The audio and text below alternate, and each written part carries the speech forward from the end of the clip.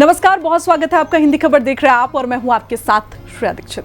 तो होली का त्योहार है और ऐसे में इस बार की होली हम सभी के लिए बेहद खास है और इसलिए भी खास है क्योंकि इस बार होली में चंद्र ग्रहण पड़ रहा है। तो सभी सोच रहे हैं कि आखिर होली हम मनाएं कब, 2 को, 3 को या फिर 4 को। असमंजस की स्थिति भी है और ये भी आप लोगों के मन में सवाल होंगे कि इस बार होली में चंद्र ग्रहण पड़ रहा है तो हमें क्या करना चाहिए और क्या नहीं करना चाहिए। तो तमाम जो आपके सवाल हैं वो सभी सवालों का जवाब देने के लिए हमारे साथ स्टूडियो में मौजूद हैं आचार्य नीतू गर्ग जी और आचार्य सैवी सिंह जी। तमाम सवालों के जवाब हमारे साथ आज इस खास पेशकश में दोनों आचार्य देंगे। आप दोनों का हिंदी खबर में बहुत बहुत स्वागत है सबसे पहले तो। और मैं शुरुआत सैवी जी से कर लेती हूँ। मेरे को सबसे पहले आपसे यही पूछना है कि इस बार जो चंद्र ग्रहण पड़ रहा है, इससे पहले क्या कभी आपको याद है, क्योंकि होली और दिवाली की खासकर हम बात करते हैं जब भी, तो सनातन धर्म में हिंदू के लिए बहुत बड़ा पर्व होता है, सबसे बड़ा त्यौहार होता है होली और दिवाली। क्या कभी चंद्र ग्रहण पड़ा है और इस बार पड़ रहा है तो उसका महत्व क्या होगा? बिल्कुल, देखिए सभी हिंदी खबर के दर्शकों को सबसे पहले नव वर्ष की और साथ के साथ होली के इस पर्व की हार्दिक शुभकामनाएं। नव वर्ष इसीलिए क्योंकि नव संवत जो है वो 19 मार्च से शुरू होता है। और Shreya ji, thank you for your lovely question. देखिए सबसे पहले ये चीज़ समझना जो है वो बहुत इंपॉर्टेंट हो जाती है कि चंद्र ग्रहण और सूर्य ग्रहण जो है वो एक भूगोलिक घटना है, यानी कि ये नियमित तौर पर घटने वाली जो घटना है वो मानी जाती है। लेकिन यहाँ पर कंफ्यूजन इसीलिए आ जाता है कि हम भारत देश के नागरिक होते हुए भी कई बार अपने तिथियों की, अपने त्योहारों की गणना जो है वो एक सोलर कैलेंडर पे बेस कर देते हैं। यानी कि अगर एक इंग्लिश कैलेंडर में ये लिखा है कि 3 मार्च को होली का पर्व मनाया जाएगा तो हमें लगता है कि वही सही है, लेकिन ऐसा सत्य नहीं है, क्योंकि तिथियों की गणना के आधार पर कोई भी जो फेस्टिवल है हिंदू पंचांग के अनुसार, विशेष करके जैसे आपका क्वेश्चन था कि होली या दिवाली का पर्व जो है वो मनाया जाता है, तो हाँ, ये मैं बोलना चाहती हूँ कि चंद्र ग्रहण की स्थिति सबसे पहले होली के पर्व के आसपास आ जाना ऐसा बहुत रेयर होता है, बट होने की पॉसिबिलिटी जो है वो बन जाती है।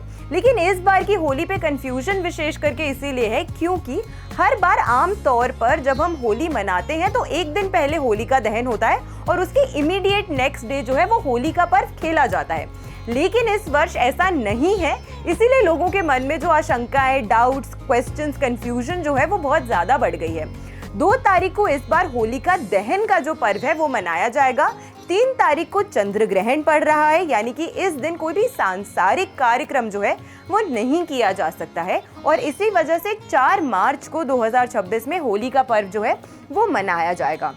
हाँ, क्योंकि चंद्रमा हमारे मन का कारक है, चंद्र मनसो जायते, यानी कि ये वो ग्रह माना गया है जो आपकी इमोशनल इंटेलेक्ट, आपकी इमोशनल कैपेसिटी को जो है वो डायरेक्टली गवर्न करता है।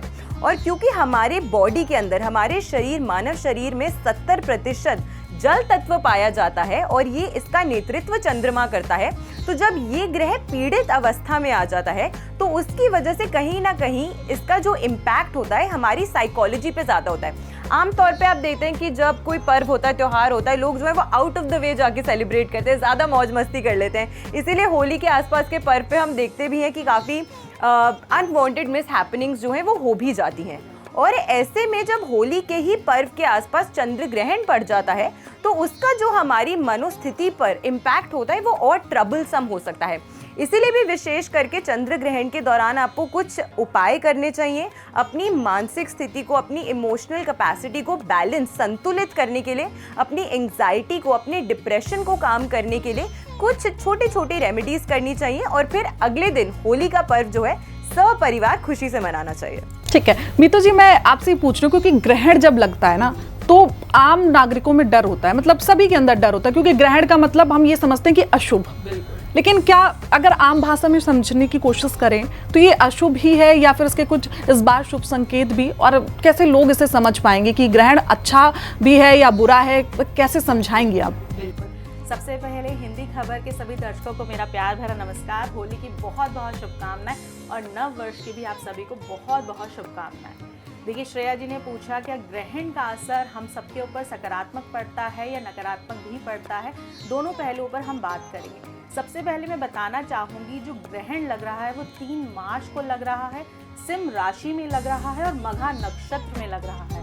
जो ग्रहण का समय है वो दोपहर को 3:20 पर शुरू होगा और शाम को 6:53 तक रहेगा। क्योंकि चंद्र ग्रहण है इसलिए सूतक काल 9 घंटे पहले आरंभ हो जाता है। इसलिए चंद्र ग्रहण का जो सूतक आरंभ होगा वो सुबह 6:20 पर ही आरंभ होगा।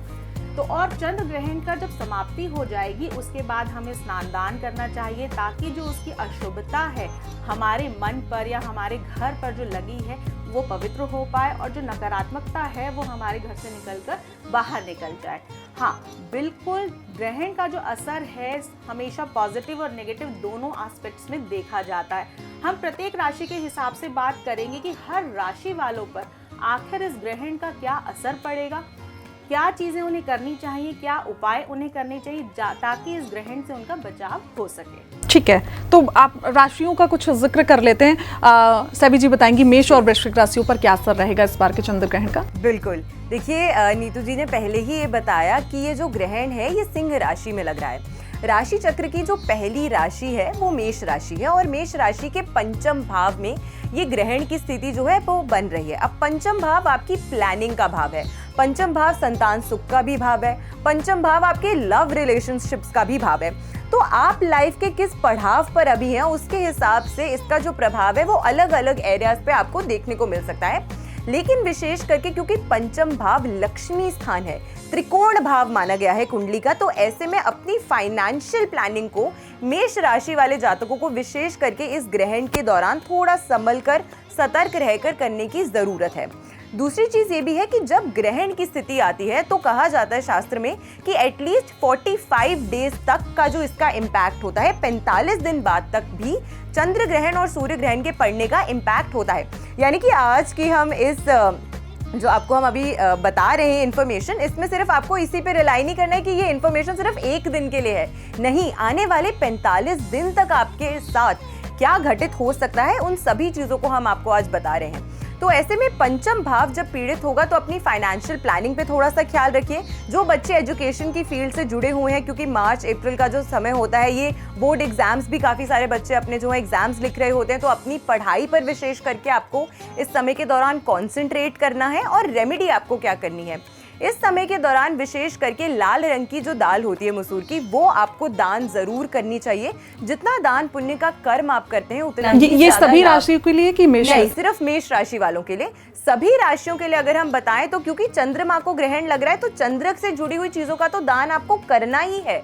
जैसे कि कच्चे चावलों का दान आप कर सकते हैं, दूध का दान कर सकते हैं, अगर आपका सामर्थ्य है तो जल का दान कीजिए, छबील लगाइए, सार्वजनिक स्थान पर अगर आप जल का एक मटका रख सकते हैं, ये चीजें तो आपको करनी ही है। लेकिन इसके साथ मेष राशि वालों को लाल मसूर की दाल का जो दान है वो ग्रहण खत्म होने के बाद, यानी कि ग्रहण काल की जो अवधि है जो अभी आचार्य जी ने बताई 3:20 से लेके 6:53 तक जो समय है, इस बीच में आप जो दान है अपने घर पे निकाल सकते हैं। और फिर जैसे ही समाप्त होता है ग्रहण काल तो उसके बाद आपको ये जो दान है वो आपको दे देना चाहिए।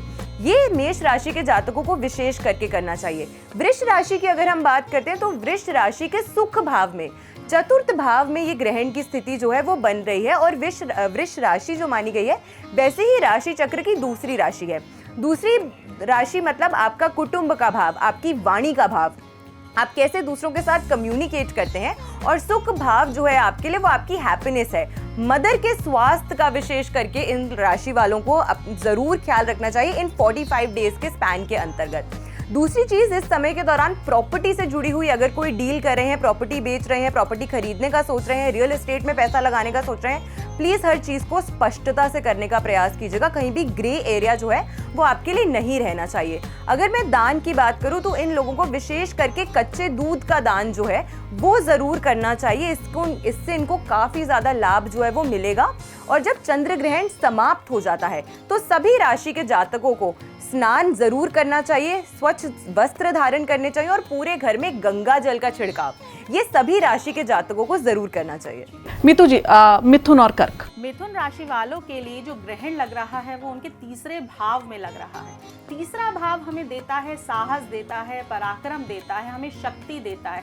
तो देखिए, आपका जो गुस्सा है वहां आपको कंट्रोल करने की जरूरत है। घर में कोई बात भी हो जाए, आप बिल्कुल शांति से रहिए, कहीं पर भी एग्रेशन आपको नहीं निकालना है। आप जिम जाइए, एक्सरसाइज कीजिए, कहीं वर्किंग कीजिए, अपनी बॉडी को बिजी रखिए, अपने माइंड को बिजी रखिए। ग्रहण के दौरान आपको सबसे ज़्यादा मंत्र जाप करने की ज़रूरत है ताकि आपका गुस्सा कंट्रोल हो। और इसके लिए मैं आपको ये भी कहना चाहूँगी, अगर आप विष्णु सहस्त्र नाम का पाठ करते हैं मिथुन राशि वाले, तो ग्रहण का जो नकारात्मक असर उनके ऊपर आएगा, जो उनको गुस्सा देगा, क्रोध देगा, हो सकता है घर भी बिखेर दे, तो विष्णु सहस्त्र नाम का पाठ करना उनके लिए बहुत ही ज़्यादा लाभदायक होगा। इसके अलावा अगर हम बात करते हैं कर्क राशि वालों के लिए, कर्क राशि का जो स्वामी है वो चंद्रमा है ना, और चंद्र ग्रहण लग रहा है। तो यहाँ पर बात समझने की है कि जो कर्क राशि के लिए ग्रहण लग रहा है वो उनके दूसरे भाव में लग रहा है। दूसरा भाव धन देता है, वाणी देता है, कुटुंब देता है, हमारे संस्कार देता है, प्राइमरी एजुकेशन देता है। जो बच्चे पढ़ रहे हैं या जिनका जो परिवार के साथ रहते हैं, जो परिवार के साथ छोटे बच्चे हैं, बड़े हैं, वहाँ पर आपको संभल कर रहने की ज़रूरत है। ना इस समय धन किसी को उधार दें, ना किसी से धन उधार लें। अगर आपने इस दौरान किसी को भी धन दिया तो आपको वापस नहीं मिलेगा, और अगर आपने किसी से लिया तो आप कभी चुका नहीं पाएंगे। तो यहाँ पर ध्यान रखने की ज़रूरत है। और ये भी हो सकता है कि इमोशनली आप बहुत ज़्यादा वीक महसूस करें, बात बात पर आपको रोना आए, हो सकता है आप इतनी ज़्यादा गुस्से में आ जाएं कि अपने इमोशन एक्सप्रेस ना कर पाएँ। वहाँ पर भी ध्यान रखने की ज़रूरत है। क्या करेंगे? इसका उपाय ये है कि शिवजी पर ग्रहण के बाद एक जल अर्पित करेंगे आप, चंद्रमा चावल का दान करेंगे आप, चंद्रमा को अर्घ देंगे। ऐसा करने से आपके मन में शांति आएगी, सुकून मिलेगा, और ये ग्रहण का जो नकारात्मक प्रभाव है आपके ऊपर नहीं पड़ेगा। तो मिथुन और कर्क हो गया, अब सिंह और कन्या बचा। तो मैं वहां जाऊंगी, लेकिन उससे पहले मैं ये पूछ रही हूँ, जो आप दोनों ने बताया, ये पूरा जो करना है उपाय और चीजें, ये पूरा 45 दिन का रहने वाला है? 45 दिन के लिए आप बता रहे हैं, ठीक है। अगली राशि जी बिल्कुल। देखिए, आपने जो प्रश्न पूछा कि जो पूरे 45 दिन तक जो दान है या जो कर्म है वो आपको करने चाहिए, हर राशि का नेतृत्व जो है वो एक ग्रह करता है, और हर ग्रह को एक दिन जो है विशेष करके वो निर्धारित किया जाता है। तो सबसे पहले तो चंद्र ग्रहण वाले दिन आपको ये उपाय करना ही करना है। अब जैसे सिंह राशि है, उनके राशि के स्वामी सूर्य हैं, और सूर्य का दिन है रविवार, तो आप चंद्र ग्रहण के दिन तो उपाय करेंगे ही, लेकिन 45 दिन के अंतर्गत जो रविवार का दिन विशेष करके पड़ेगा, उस दिन आपको फिर से प्रयास करना है कि आप इस उपाय को जरूर करें। तो अपनी राशि से जुड़ी हुई जो आपकी धातुएं, जो वस्तुएं, जो चीजें होती हैं, उसका आपको विशेष करके जो दान पुण्य है वो जरूर करना है। अब सिंह राशि की अगर हम बात करते हैं, तो सिंह राशि में ग्रहण लग रहा है, मघा नक्षत्र में ग्रहण लग रहा है। मघा नक्षत्र केतु का नक्षत्र है, और चंद्रमा के साथ केतु ही जो है वो युति करके बैठा है सिंह राशि में। सिंह राशि के जो जातक है, विशेष करके वो अभी वैसे ही इस साल के अंतर्गत थोड़े से परेशान चल रहे होंगे, क्योंकि उनके काम में बार बार अड़चने, डिलेज, परेशानियां जो है वो आ रही होंगी। ऐसा क्यों? क्योंकि यहाँ पर केतु की प्लेसमेंट ऑलरेडी ही पिछले साल से बनी हुई है, और अब यहाँ पे चंद्रमा भी आ रहा है और ग्रहण की स्थिति बना रहा है। ऐसे में विशेष करके सिंह राशि के जातक इस समय के दौरान अपनी फिजिकल हेल्थ का इन्हें बहुत ज्यादा ख्याल जो है वो जरूर रखना चाहिए। मेंटल हेल्थ जो है इनकी इतनी प्रभावित होगी या इतनी परेशानी में आएगी कि उसकी वजह से इनकी फिजिकल हेल्थ जो है वो कहीं ना कहीं डिटीरियोरेट होती हुई नजर आएगी। दूसरी चीज, सिंह राशि के जो जातक होते हैं, ये अपने स्वभाव में थोड़ी सी डोमिनेंस जो है वो बनाकर रखना पसंद करते हैं। तो ऐसे में सिंह राशि के जातकों को विशेष करके किस चीज का ध्यान रखना है? इन लोगों को ये ध्यान रखना है कि अपने प्रेम संबंधों में, अपने रिलेशनशिप्स में, अपनी दोस्ती में, अपने रिश्तेदारों के साथ, अपने कोलीग्स के साथ भी, अपने जो इनके जिन लोगों के साथ ये काम करते हैं, उन सभी पर किसी भी प्रकार से डोमिनेंस जो है वो नहीं बनानी है, दबाव नहीं बनाना है किसी भी चीज़ का, क्योंकि दबाव बनाएंगे तो रिश्ते आपके खराब हो सकते हैं। और पहले ही आप तनाव की स्थिति में चल रहे हैं, तो ऐसे में तो रिश्तों की अहमियत आप और बेहतर तरीके से समझ सकते हैं। तो सिंह राशि के जातकों को इस चीज का विशेष करके ख्याल रखना चाहिए। अब चंद्र ग्रहण वाले दिन इन्हें किस चीज का दान करना है, और फिर प्रत्येक रविवार भी इन लोगों को गेहूं का दान जरूर करना चाहिए। और गेहूं में अगर एक गुड़ का टुकड़ा डालकर फिर ये दान करते हैं तो ये बहुत ही अच्छा है। सूतक काल इस दिन क्योंकि 6:20 से पहले लग जाएगा, लेकिन आजकल सूर्योदय जो है वो थोड़ा जल्दी होने लग गया है, तो ऐसे में अगर ये एक तांबे के लोटे में एक पत्ती केसर डाल के फिर सूर्य को अर्घ देते हैं 6:20 से पहले, तो ये इनके जीवन में बहुत ही ज्यादा अच्छी अपॉर्चुनिटीज और शुभता लेकर आएगा। कन्या राशि की अगर हम बात करते हैं, तो इनकी राशि से 12वें भाव में, 12वां भाव क्या है? जेल यात्रा का भाव है, ये हॉस्पिटल का भी भाव माना गया है, लेकिन ये फॉरेन ट्रैवल का भी भाव है। तो सबसे पहले वाद विवाद में फंसना नहीं है, क्योंकि छठा भाव जो माना गया है कुंडली का 6th हाउस, जहाँ पे काल पुरुष की कुंडली में इनकी राशि आती है, वो रोग रिपु शत्रुओं का भाव है, वो एनिमीज का भाव है। तो लोग पीठ पीछे आपकी बात करेंगे, आपके कान में इसकी खबर पड़ जाएगी और आप जाके लड़ाई करने चले जाएंगे। तो अगर आप लड़ाई करने गए तो ऐसे में इनके ऊपर जो है वो कोई ना कोई केस पलटवार जो है वो इसका हो सकता है। तो कन्या राशि के जातकों को अपने इमोशंस पर विशेष करके समय के दौरान कंट्रोल रखना है। दूसरी चीज़, क्योंकि ये लोन का भी भाव माना गया है, तो अगर आप कोई प्रॉपर्टी खरीद रहे हैं, कोई फाइनेंशियल एसेट परचेज करने की सोच रहे हैं और उसमें लोन लेने की अगर आप सोच रहे हैं, तो इन 45 दिनों के अंतर्गत आपको नहीं करना चाहिए। 45 दिनों के बाद जब ग्रहों की स्थिति थोड़ी बेहतर होती है और विशेष करके शुभ मुहूर्त देखकर अगर आप लोन आदि लेना चाहते हैं या कोई भी अगर आप शुभ परचेज करना चाहते हैं, तो उसका आपको ख्याल रखना है। विदेश यात्रा इन 45 दिनों के अंतर्गत अगर आप टाल सकें तो वो आपके लिए बेहतर है। दान की अगर मैं बात करूं तो इनको इस दिन के दौरान दूरवा जो है, 11 दूरवा इनको एक लाल धागे से बांधकर चावलों के अंदर रखकर फिर इसका दान जो है वो जरूर करना चाहिए। ये इनके जीवन में ढेर सारी शुभता लाएगा। चलिए ठीक है मीतू जी, तुला और वृश्चिक। बिल्कुल, तुला राशि वालों के लिए जो ये ग्रहण लगने वाला है काल पुरुष की कुंडली में 11वें भाव में लगने वाला है। अब 11वां भाव हमें देता है लाभ, देता है हमें प्रमोशन, देता है हमें, चाहे वो प्रमोशन हमारे रिश्तों में हो, चाहे हमारे करियर में हो, चाहे हमारा व्यापार हो, हमेशा ही वो वृद्धि देता है। चाहे हमारे संतान को हम देखें, चाहे हमें अपने बड़े भाई बहनों को हम देखें, सब हम 11th हाउस से देखते हैं, वहाँ पर आपका ग्रहण लगने वाला है। देखिए, रिश्तों को संभाल कर रखिए, ऐसा ना हो कि आपकी थोड़ी सी कही हुई बात किसी को पिंच हो जाए, तो रिश्तों को संभाल कर रखिए। अगर आपकी बात करती हूँ नौकरी की, तो वहाँ पर भी आपको बहुत धैर्य से काम लेना है। आपको बिल्कुल भी किसी चीज़ में जल्दबाजी नहीं करनी है। अगर प्रमोशन के योग बन रहे हैं तो वहाँ पर बिल्कुल सावधान हो जाएं। जितना कार्य आपको दिया जाए आपके कार्य क्षेत्र में आप बिल्कुल उसके अनुरूप कार्य करिए। और अगर आप व्यापार करते हैं तो बहुत ज़्यादा ही आपको वहाँ पर अपनी मेहनत डालनी पड़ेगी, तभी आपको वहाँ से ज़्यादा आउटपुट मिल पाएगा। करना क्या है तुला राशि वालों के लिए, चंद्रमा पर आपको एवरी पूर्णिमा अर्घ देना है। सफ़ेद आप स्टील का लोटा ले सकते हैं, चांदी का लोटा ले सकते हैं, उसमें आपको 1 चम्मच कच्चा दूध डालना है और चंद्रमा को अर्घ देना है। उसके बाद क्या करेंगे, किसी ज़रूरतमंद को सफ़ेद चावल आप अर्पित करेंगे और उसके साथ ही पानी की बोतल भी आप किसी को दान ज़रूर करेंगे। इससे क्या होगा, चंद्रमा का जो नकारात्मक प्रभाव है वो आपके ऊपर नहीं पड़ेगा। अब बात करते हैं वृश्चिक राशि की। वृश्चिक राशि वालों के लिए ये ग्रहण जो है उनके 10th हाउस में यानी कि 10वें भाव में, कर्म के भाव में लगने वाला है। अब कर्म का भाव तो आपका है कि जहां आप कार्य करते हैं, चाहे घर में करें, चाहे आप बाहर करें, कार्य क्षेत्र में करें, नौकरी कर रहे हैं, व्यापार कर रहे हैं। घर के लिए कहूँगी, घर की महिलाओं के लिए कहूँगी, क्योंकि घर में वो होम मेकर कही जाती हैं, घर का कार्य करती हैं, तो घर को संभालने का दिन है। बिल्कुल भी ऐसे कार्य ना करें जिससे मनमुटाव की स्थितियाँ पैदा हो आपके घर में, क्योंकि वो आपका कार्य क्षेत्र है। रसोई घर में अगर खाना बनाती हैं तो विष्णु सहस्त्र नाम का पाठ साथ में चलाइए और घर में खाना बनाइए। ये नहीं कर सकते हैं तो गायत्री मंत्र का मन ही मन में उच्चारण करिए और खाना बनाइए। यही सलाह दूंगी मैं अपने जो नौकरी कर रहे हैं लोग या व्यापार कर रहे हैं, नौकरी पर जाने से पहले आप विष्णु सहस्त्र नाम का पाठ करके जाएं या फिर गायत्री मंत्र का पाठ करके जाएं। और क्या करना है, 2 हरी इलायची भगवान गणेश को अर्पित जरूर करें इस ग्रहण के बाद। इससे जो भी नकारात्मकता आपके जीवन पर आने वाली थी वो एकदम ही टल जाएगी। ठीक है, धनु और मकर, सभी जी बिल्कुल। देखिए, धनु राशि की अगर हम बात करते हैं तो आपकी राशि के स्वामी है देवगुरु बृहस्पति। 11 मार्च तक वक्रीय चल रहे हैं, इस वर्ष के दौरान अतिचारी भी चल रहे हैं। साथ के साथ आपके भाग्य स्थान पे, ये भी त्रिकोण स्थान है, लक्ष्मी का स्थान है, लेकिन ये भाग्य, डेस्टिनी, फॉर्चून के भाव में आपके ग्रहण की स्थिति जो है वो बन रही है। 9वां भाव जो है वो पिता का भी भाव माना जाता है। हम बहुत सारे उपाय करते हैं, हम हर एस्ट्रोलॉजर से मिलते हैं, मुझसे पूछते हैं मैम हमारा ये ग्रह कमज़ोर है, वो ग्रह कमज़ोर है, हम कौन सा उपाय करें जिससे हमारा ग्रह ठीक हो जाए। लेकिन क्या आपको पता है कि ये सारे नवग्रह जो हैं वो आप ही के घर में हैं, आप ही के घर के सदस्य हैं।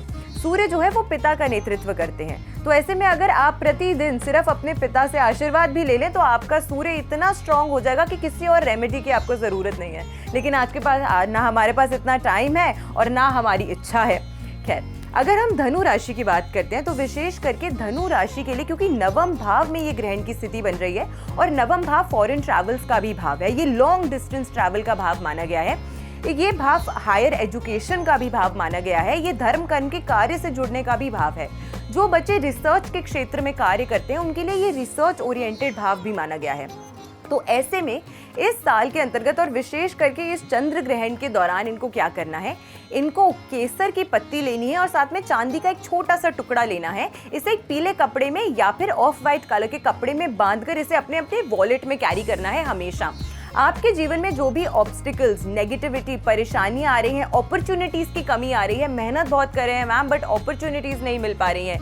नवम भाव में अगर केतु की प्लेसमेंट है, यानी कि पराक्रम भाव में डायरेक्टली आपके ऑपोजिट जो है तीसरे भाव में राहु की प्लेसमेंट हो रखी है, तो यहाँ पर इस कॉम्बिनेशन की वजह से कहीं ना कहीं मेहनत अधिक लेकिन फल में कमी हो जाती है। तो ये रेमेडी अगर ये लोग करते हैं तो चाहे आप बिजनेसमैन हैं, चाहे आप पढ़ रहे हैं, चाहे आप होम मेकर हैं, चाहे आप अपनी नौकरी में हैं, कोई भी व्यक्ति जो है इस रेमेडी को ज़रूर कीजिए। पूर्णिमा के बाद आपको इस रेमेडी को करना है, क्योंकि चंद्र ग्रहण लग रहा है तो चंद्र ग्रहण के नेक्स्ट डे आपको जाना है, यानी कि होली के पर्व पे भी आप जा सकते हैं और खरीद के लेकर आ सकते हैं ये चांदी का टुकड़ा, और इसको आपको अपने वॉलेट में रखना है। ये रेमेडी आप करेंगे तो आपके जीवन में ढेर सारी सकारात्मकता आएगी। अगली राशि जिसकी हम बात कर रहे हैं वो है मकर राशि। मकर राशि की 7.5 थैंकफुली जो है वो खत्म हो गई थी पिछले साल 2025 में, और इस वर्ष के अगर दौरान हम बात करते हैं तो ऐसे में यहाँ पर इनके अष्टम भाव में शेयर मार्केट में आजकल हर कोई जो है वो दौड़ लगा रहा है कि हमें भी पैसा कमाना है, हमें भी रातों रात फेमस हो जाना है, हमें भी बहुत सारे इनकम जो है वो चाहिए। तो शेयर मार्केट का भाव भी जो है वो अष्टम भाव माना जाता है एक तरीके से। तो यहाँ पर जो ग्रहण की स्थिति बन रही है, लॉन्ग टर्म इन्वेस्टमेंट्स कर रहे हैं तो ठीक है, लेकिन डे ट्रेडिंग में आपको इन 45 दिनों के अंतर्गत बहुत केयरफुल रहना है। इसका मेजर रीजन ये भी है कि चंद्रमा इकोनॉमी का कारक ग्रह माना जाता है, तो चंद्र ग्रहण और सूर्य ग्रहण एक साथ पड़ने की वजह से अभी 45 दिनों में आप शेयर मार्केट में वैसे ही बहुत ज्यादा उठापटक और फ्लक्चुएशन देखने वाले हैं। तो सोच समझ के तो आपको पैसे इन्वेस्ट करने ही हैं, लेकिन इन 45 दिन के अंतर्गत वैसे भी आपको केयरफुल रहना है कि बहुत सब्सटैंशियल अमाउंट ऑफ पैसा आप एक साथ इन्वेस्ट ना कर लें, वरना मानसिक और शारीरिक स्वास्थ्य दोनों ही डिटीरियोरेट होते हुए नजर आएगा, क्योंकि ये आयु भाव भी माना गया है अष्टम भाव। जो लोग मैकेनिकल टेक्निकल फील्ड्स में काम करते हैं, मैं डरा नहीं रही हूँ बट आपको गाइड जरूर करना हमारा फर्ज है। जो लोग इन क्षेत्रों में काम करते हैं, विशेष करके हैवी लोडिंग मशीनरी के एरिया में काम करते हैं, थोड़ा सा आपको सतर्क रहकर काम करना है, क्योंकि दुर्घटना होने के जो चांसेस हैं वो बढ़ जाते हैं। अब ऐसे में आपको क्या करना है, एक जटा वाला नारियल आपको लेना है, अपने सर के ऊपर से 7 बार एंटी क्लॉकवाइज वार कर इसको या तो आप जल प्रवाह कर सकते हैं या फिर आप इसे पीपल के पेड़ के नीचे छोड़कर आ सकते हैं सायंकाल के समय। साथ में जब भी आप अपने घर वापसी आते हैं काम करके, और विशेष करके मंगलवार और शनिवार के दिन कपूर जो होता है उसे अपने सर के ऊपर से एंटी क्लॉकवाइज वार के आपको इसे जला देना है अपने घर के बाहर, ताकि दिन भर की या आसपास के एरिया की जो भी नेगेटिविटी है वो आपको डायरेक्टली हार्म ना कर पाए। ठीक है, अब आखिरी 2 राशि बची हुई हैं, कुंभ और मीन, और कहते भी कि कुंभ सबसे प्यारी राशि होती है। कुंभ राशि वालों के लिए जो ये चंद्र ग्रहण लग रहा है वो उनके 7वें भाव में लग रहा है। 7वां भाव माना जाता है पार्टनरशिप का, चाहे वो वैवाहिक पार्टनरशिप हो, चाहे वो फिर व्यापारिक पार्टनरशिप हो। यहाँ अगर ग्रहण की हम बात करें, और दूसरा सबसे बड़ी बात कि कुंभ राशि पर शनि की 7.5 उतरती हुई है, तीसरा चरण चल रहा है। तो कुंभ राशि वालों के लिए अगर मैं बात करूँ तो थोड़ा सा नकारात्मक ये हो सकता है। एक तो पहले 7.5 उतरती हुई है, दूसरा चंद्र ग्रहण की वजह से मानसिक तौर पर बहुत ज्यादा ये अपसेट रह सकते हैं, असंतुलन देखा जा सकता है। और 7वां भाव पार्टनरशिप का है, तो पार्टनर के साथ बहुत ज्यादा ध्यान रखने की जरूरत है। बातों को इग्नोर करना सीखें, ना कि उन्हें दिल पर लेना सीखें। आप भी कहीं ना कहीं कुछ कह देते हैं तो थोड़ा सा शांति बरतिए।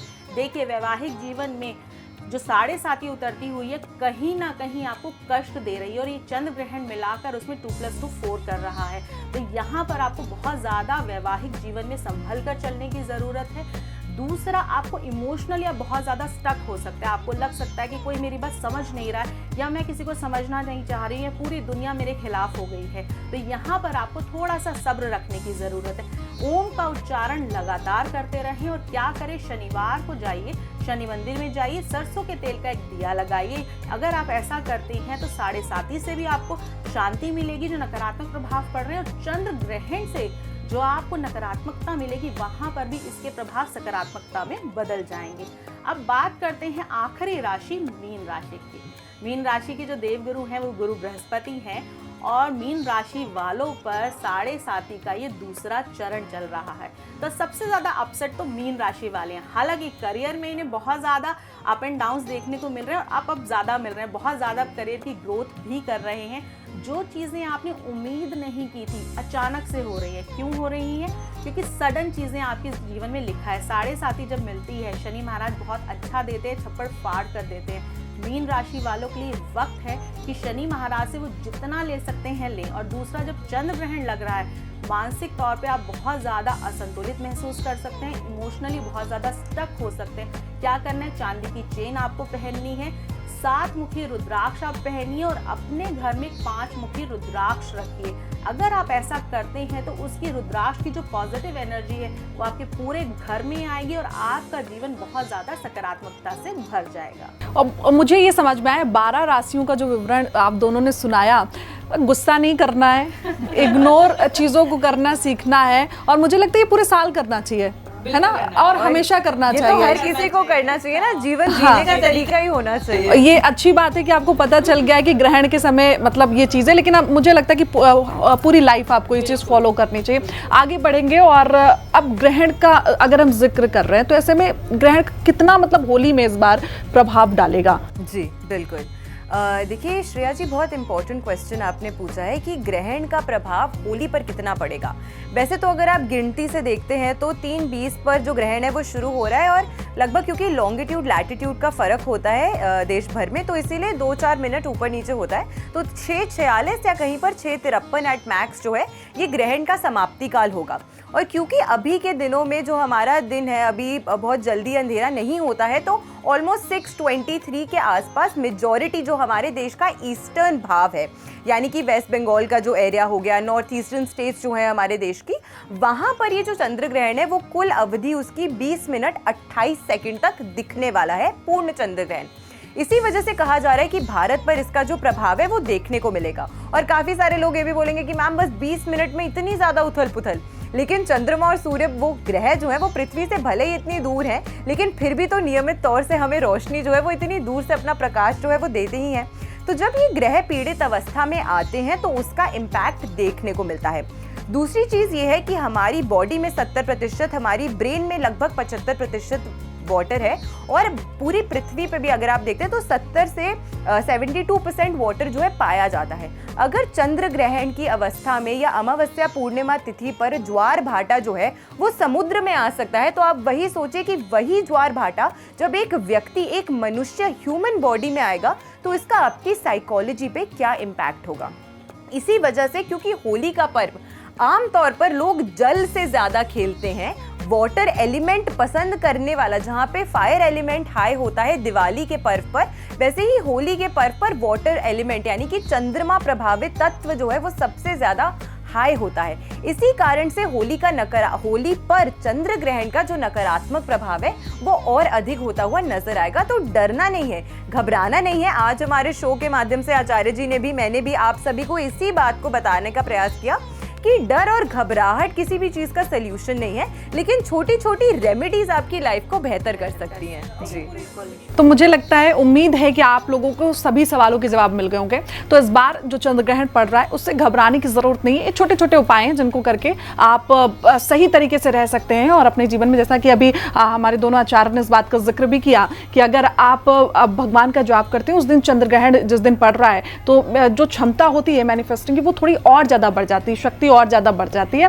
तो उस दिन कोशिश करें कि कुछ भी उस समय तक खाएं पिए नहीं, और ऐसे में जो उपाय हमारे आचार्य ने बताए हैं उनको आप लोग फॉलो करें, जिससे ये होली का त्यौहार आपके लिए और ज्यादा अच्छा और यादगार हो सकता है। फिलहाल इस खास पेशकश में इतना ही। देखते रहिए हिंदी खबर। नमस्कार।